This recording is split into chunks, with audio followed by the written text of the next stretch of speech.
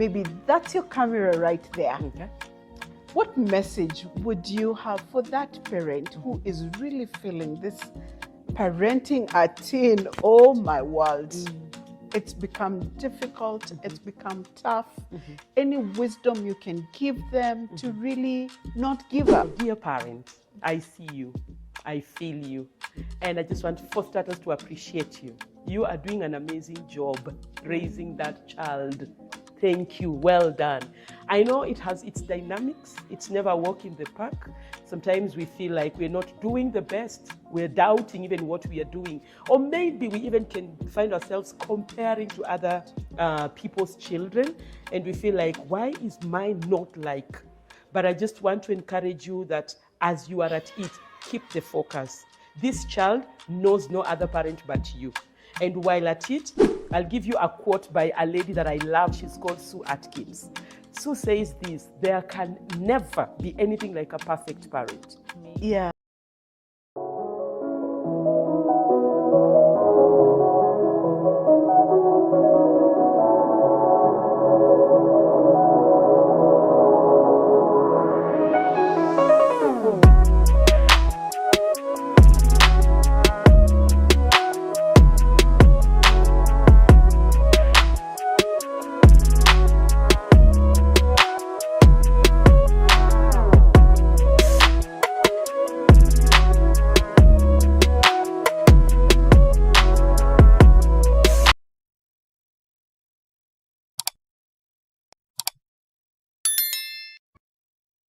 Hello, good people. Welcome back to Women, Words, and Wisdom Global. I'm your host, Imani Mwaura. This is your space where we get to share words with meaning and wisdom that's transformational. This is just not a conversation. It's a movement of our voices, of our vulnerability and victory. Today's topic is one that all of us, or majority of us, have been there. We've been teenagers. And parenting a teenager, as you know, or if you have experienced it, it's not an easy one. It can be turbulent, sometimes confusing. It's a new space for some parents. But with proper guidance, I believe if we are teachable, it can be a little easier and better. And what a way to discuss this with an amazing lady that I know personally, and I have seen her impact many parents in this discussion about teenage parenting. My friend and my dada, Nashami. Yes. Welcome on set. Thank you so much. And nice to really have you here. Thank you for having me, really. Yes. Can I just tell them that you have a book Please do. called Dear Parent? Yes. Dear Parent is a combination, or rather a collection of letters of teenagers to their parents. Yep. They're all anonymous, but you get to hear from, different spheres. Yeah. So let me ask you, just for starters, in 3 words, how can you define parenting a teen? Am I allowed to put emotions in words? Like, Yes! Where? 3 That's- words. Where? But I would say informed, present, intentional. Wow. Informed, present, intentional. What do you mean by that? Informed because, Imani, our current teenagers are very informed. So for you to parent them, you better be informed. Wow. That is key for Yes. this generation. Yes. Number 2, if we're talking about present, and I know in the discussion we'll go further, but we need to understand that there is so much we can do, but being there Yes. physically, Yes. emotionally, in all aspects, Yeah. your presence helps you know your child, and then you're able to Yes. parent them. Yes. Intentionality, because man, if you don't send yourself usipojituma, Yes. it's in being a wholesome parent, being in it. Yeah. Like those times you tell yourself, I'm either in this or in this. Yes. You make up your mind. Yeah. And then you find that despite the ups, the downs, the dynamics. Yeah. Your mind tells you, I'm in this. Yes. It's going to work. Wow. So the intentionality too is everything. Wow. Informed, present intentionality. Mm-hmm. Let me ask you, I mean, the book Dear Parent Yes. is a collection of those many stories. Are you able to probably share a story with us of where this either intentionality, presence, information was not there for a parent? Let me say the present bit. Yes. And that's a number of letters, actually. Yeah. In that book, we have a number of chapters, and one of the first chapter is on child-parent relationship. And many kids feel their parents are really not there. Yeah. They are providing everything Yeah. they need, and they are Yeah. grateful for that. Yeah. But they are like, I want more than the fee you pay or the gifts you buy or the vacations you send us. I just want to be around mom. Yeah. I just want to talk anything around dad. Yes. And some of them literally pick Yeah. on the times when they were younger and they felt their parents were present, and now they feel the parents have The there's difference. a gap. The before and after. And they're like, I miss that. Yeah. I miss, for example, I remember once saying, Dad, I miss the times when Saturdays you would tag me to work. Wow. I go and hang around in the office, doing a lot Yeah. of nothing, but I'm Yeah. around my dad, and Yeah. that's it. And now, man, Dad, you're unapproachable. You're not there. I want to hang out with Dad. So I think the place of presence shows up many times. Yeah. And even some of them would point out and say, when they went, let's say, to high school, that is when they started feeling people really want them.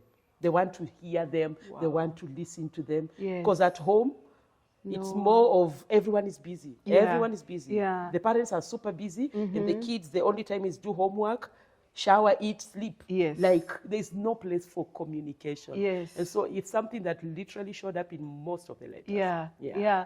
And interesting, you talk about the presence, and I'm really trying to recall during that time in my life.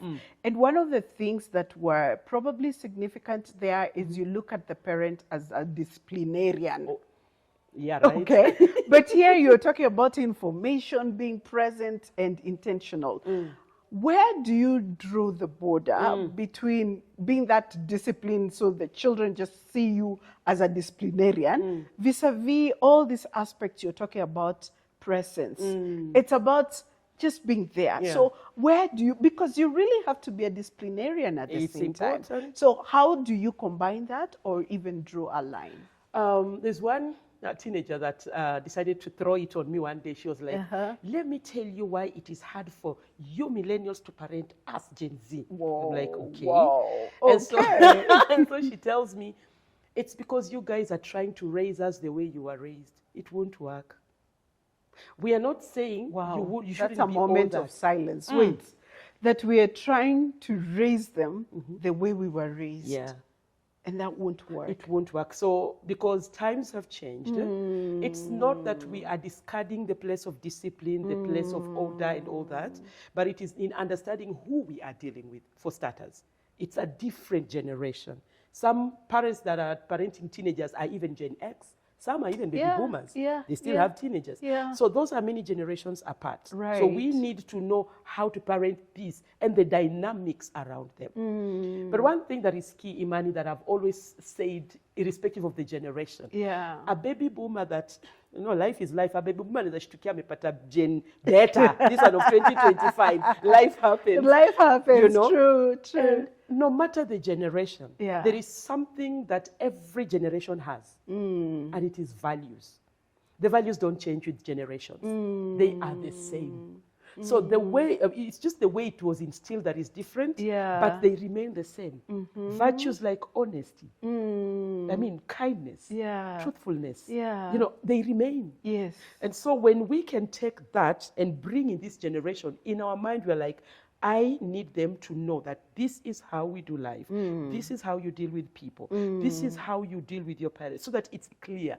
And then now we come on the ground. The difference comes now on how we implement this. Yeah. Because in our times, which negotiation? Which There was discussion? no negotiation. Mama has said, Mama has said. Yeah. But now we can sit down and talk. Yeah. Because they'll ask why. Yeah. Why? Or they ask, Why? Why? And there comes the place of information. Yes. Because if you don't have answers, our Yeah. times will be like, because mama has said. Yeah. And indeed, that was an answer. And We full leave stop. that. Yeah. Over and out. Yeah. But now these ones, we will need to explain to them, you know. And parents need to be patient enough to take them through that. Let's not bring our syllabus Yes. to this generation. Yeah. Let's take time and journey with them. Yeah. And once we have put on the table, for example, kindness, you know, there's this placard I've seen in different houses. She says, in this house, we love each other, we forgive each other, whatever. Those are virtues, for Yeah, example. yeah. And so we help them understand in terms of, if you do this, this is how life's gonna turn. If you don't do this, this is how life is gonna turn. And then in this, our house, Yeah. this is how we're gonna love on each other. This is Yeah. how we're gonna work in each other. Yeah. This is how obedience operates here. And that is the place we can even say, if we disobey, Yeah. guys, let's talk. Yeah. Uki disobey, this is what might happen. There are repercussions. Yes. So that it is clear from the onset. So if a child goes against, they know. This is what's going to happen. Yeah. Not necessarily we will beat them up. For me, even in this time, I will beat my child with the kiboko. I don't care, I'll beat you. But beyond the beating, we will beat. But now the place of, why am I beating you? Because of 1, 2, 3. Number one, I'm not hating on you. Number one, I don't want to hurt you, but I want to sober you to the place of, what you're doing is wrong. This is what we agreed.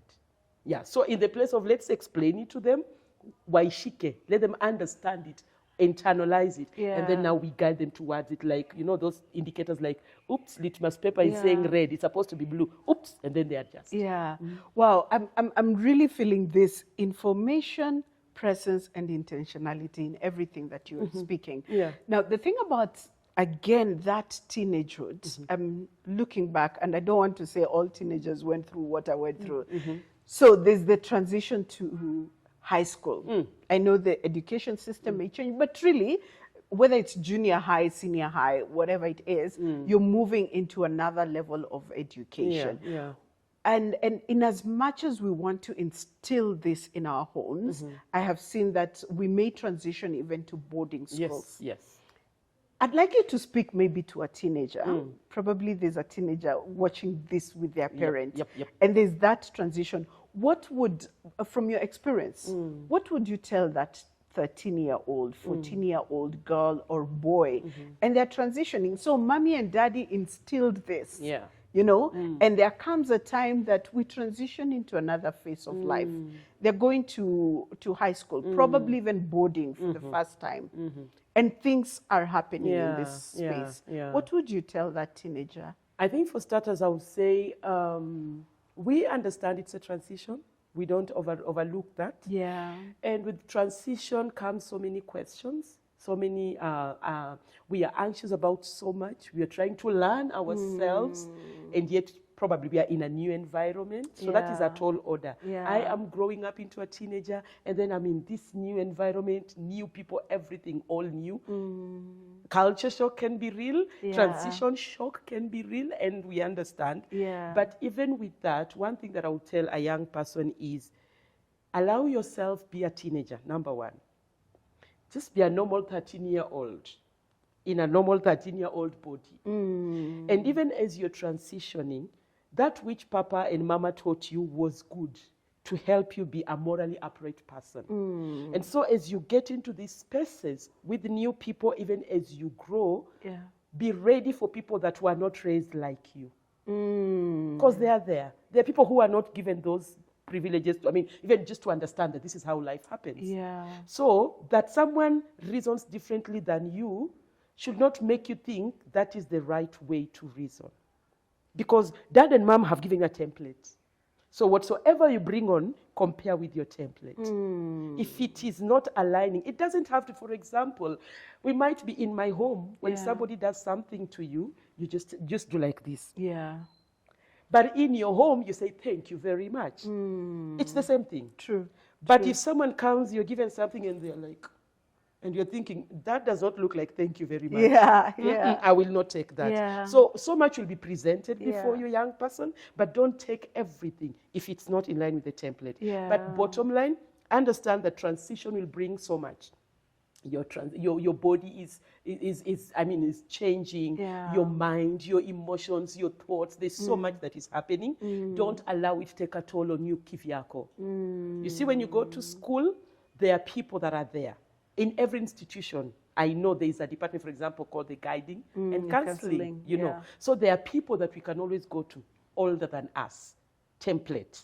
They will guide us to the template. Yeah. When we are back at home, maybe they are our senior brothers or cousins, whatever, we can do the comparisons. You remember the times when you come from school, especially from one first term, and then everybody has stories of their school, you know, when you meet up. So come back and compare. You've seen something strange, come and ask someone else. Don't just take everything that is submitted to you. You know, you're so right. Recently, I was attending a mentorship program, and this was really for teens.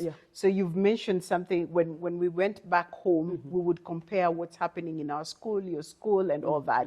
And then when you go back to school, you compare what has been happening in different homes. So this girl approached me, and do you know what her concern is? You know, I really have this peer pressure when I go back to school. During the holidays, the girls did their nails. This other girl had stories of how she got her phone. This other girl had stories of how she did her hair differently and she was really feeling the pressure. And I like what you said, that, you know, at home, our parents give us templates. And it becomes a foundation for us. And that reminds me of how our conversation went. You know, why do you feel pressure for this? And she really described the situation at home, and she appreciated the hard work that her parents have to go through, that they can't afford to buy her a phone right now. And, you know, we had that conversation, and I really liked that the answers were coming from her. Amazing. To know the template, although there's still peer pressure. The pressure is real. That pressure, I could feel it, even in how she was bringing out, you know, the entire story. I was glad that in her academics, she was really doing very well. But she was just having that. So anyway, I was just complimenting that fact that, you know, at home we go and exchange ideas, but also in school, this happens. It does. You've also dealt with teachers. Yes. Who are dealing with these teenagers. And even from where you sit, you do a lot of Christian Union and those kind of forums. What would you tell teachers? Yesterday I was actually I was doing some research, and I bumped into a quote that says, a whole student needs a whole teacher. And my heart went out to teachers, because let me tell you, when I was doing the Dear Parent book, compiling all those letters and everything, at the end of it, by the time it was going to the publishers, I went for therapy. Oh dear. Because they took a toll on me, my goodness. I have read some of those letters. They took a toll on me. I was feeling every man of emotions. And I was like, I need to debrief. And so a teacher, let's say a girl comes or a boy comes to that school in Form 1 till Form 4, or from whatever senior, the years as they go. And you're with this student, possibly working with them for all those 4 years. And not one student, many students. So you're dealing with so much, taking in so much, listening, helping. It is vital for teachers to ensure that they're mentally well. So I advocate for therapy for teachers. When they're on these breaks, please take a debrief. Just go and see a therapist and just offload. That's very important. And also in the place of also them being whole, helps them to be effective. And present. And present. Because if I am not okay, I can't be fully present to help you. And when these kids come to you, because one thing again I'll tell you, these kids, interestingly, some of them, they can't talk to their parents. They can't trust their teachers. Oh dear. Because the teacher will use that against them, some, not all, but they're like, the teacher will start looking at me somehow. I don't want. So when strangers like Kina Nashami show up, they will run to us because they're like, this is not my parent, it's not my teacher. So for a student to come to you, Mwalimu, it's because they have really trusted you. And so they want you to be present. They want you to be there. So how am I going to be there if I am also whole? So I just advocate for mental health awareness for teachers. Wow. That's very key. Wow. Number two, teachers, I feel kids spend more time in school than even at home. True. Right? When you think how many weeks are there for the holidays, Yeah, you're right. They spend more time in school. And I think this is just a place where we tell teachers, thank you very much. Yeah. Thank you, teachers. Thank you, for all you do to teachers. our children. Yes. We are grateful because it's too much work. Yeah. They are involved. They are giving them academics. They are guiding them. They are working with them. Our kids, we might have caused so much in the home that is troubling our children, and the only safe space they have is those teachers. We have kids who actually, I know of a school, there are 3 kids I was told, they're usually the last to leave school on closing day and the first to show up. Because their mom is or dad is a teacher? No, home is unbearable. They prefer school. I get it. So they only leave because they have to. You know, that is so true. Again, in that mentorship forum, I'm just putting a tick in what you're saying. I was talking to this young guy and I said, because it was the end of the term when we were having this conversation, I said, what are you looking forward to this coming holiday? Said, I wish I could just stay in school. I was taken aback, like, what do you mean? Of course, there are many other things that were prevailing right there, but that statement by itself, first of all, they spend more time there, and some even prefer to just stay in school. Wow. Okay. So I think all said and done, we really appreciate the role of teachers. But I am for teachers, please, let's be whole, let's debrief. Let's just ensure our mental health is okay so that we can be effective, and also just for ourselves. Because when we take in so much from the students that we are guiding and working with, by default, it might affect us. So let's always find the place to debrief so that we can continually pour from a full cup, not an empty cup. Maybe this is the moment we pause and appreciate our teachers. I know parenting is quite a journey, but let's appreciate those who have complemented our parenting journey, and that's our teachers. So here's the thing. So if you are a teacher, let's know that you're a teacher. Go to the comment section and put there, I'm a teacher. If you're a parent there and you want to appreciate any of your teachers, it could be the teachers who took you through the teenage life. It could be the teachers who are complementing your parenting journey right now. So go ahead, let's get to know. We said this is Women, Words and Wisdom, where we engage, we equip, we empower, and we enrich each other. So let's get to hear from you. Tell us about your teacher story. Any teachers watching this, we really, truly, truly appreciate you. Back to you, Nashami. Yes. Wow. So you talked about information, presence, and intentionality. And I think part of intentionality is also capacity building and getting to equip each other. And let me tell you, you need to watch Dear Parents, because the topics there, no, I will not tell you, go there. But let's talk about intentionality and where parents can also get, information to support them. Some of us are new parents of teenagers, you don't know where to start. Some of us are just feeling overwhelmed. So when you're talking about being present, what is that even? Where do you start that? Are there any resources? Is there any other place that people can get? Because information is powerful. And as you said, information is really needed for parents. Where can they get that? For starters, I would say, this statement that says parenting has no manual. We learn on the job. For starters, we really appreciate every parent. Because learning on the job, it's work. Huh? But when you look all around us, there is information. Number one, for example, let me use an example of when you want to engage your child on matters academics and career. Let me just use that as an example. And like we are raising a generation that is diverse and open to so much. Gone are the days when everybody wanted to be a lawyer, a doctor, a pilot, an engineer. Yeah. You know, there's so much coming up. Yeah. And maybe your child comes and tells you, for example, Mom, me, I want to do drama. I want to be a digital content creator. And you're like, how will it even be? Hey, you know, the way somebody told me, the reason we argue with them like that is because of where we are coming from. Yes. We're coming from a place where we were taught income is stability. So you were like, itakupea do. Is there money there? You know, that is our only worry. Young people, it's not that we don't want you to do those things. But when you look at it in the bigger picture, if your child, for example, comes to you with such, you might not be informed about all that.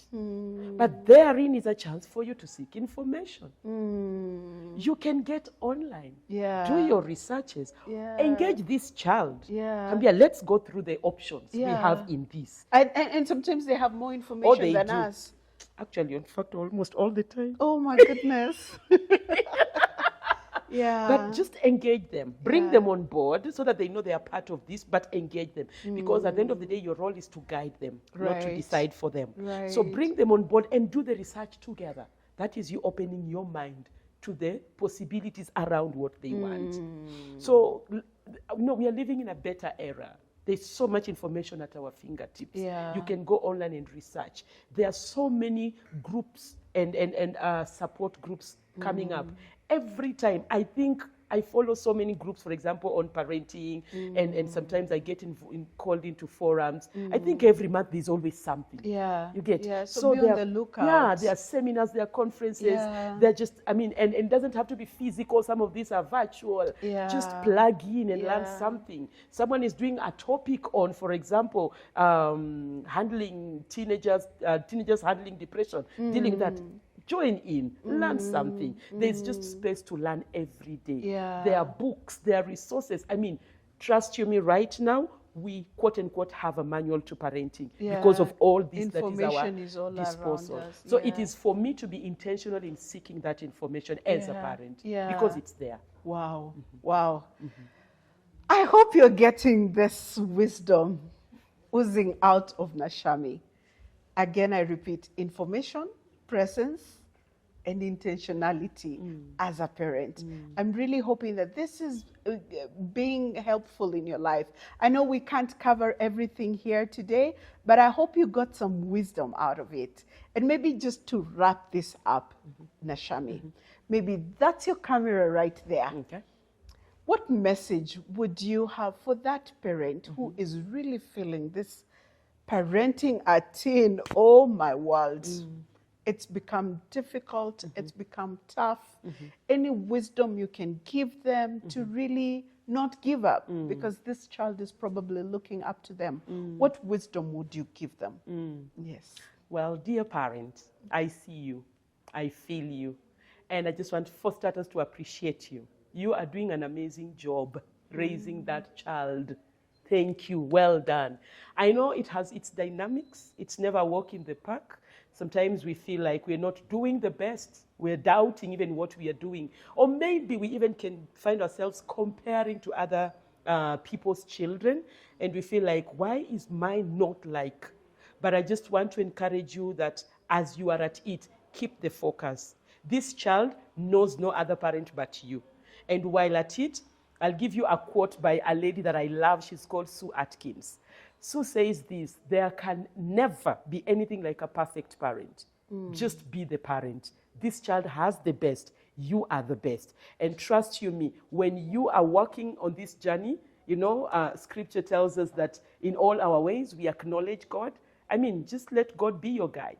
Sometimes we might give you all this information in terms of where to get help, but there are those times you go back to He that gave you that child. Like, Father, this child, I don't know. Trust Him to give you insight while at it. Do me one favor. As your parent, pray for that child. And remember, your role is just in guiding the child. Your role is a guider. But I'll tell you this one last thing that I learned. Children transition.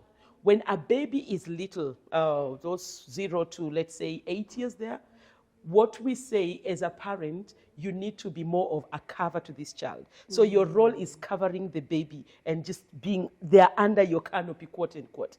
But as they transition into teenage, the greatest thing you can be is to be present.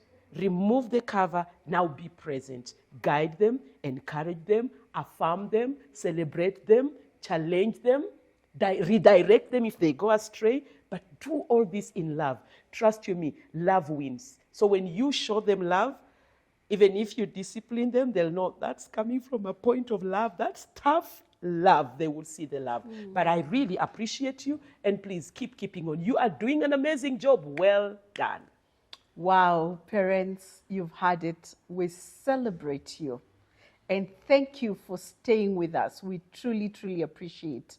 As I said, women, words, and wisdom, words that bring meaning and wisdom that transforms. And I hope that's what you got from our episode today. Until next time, please like, subscribe, and share this channel. We'll look forward to your audience next time.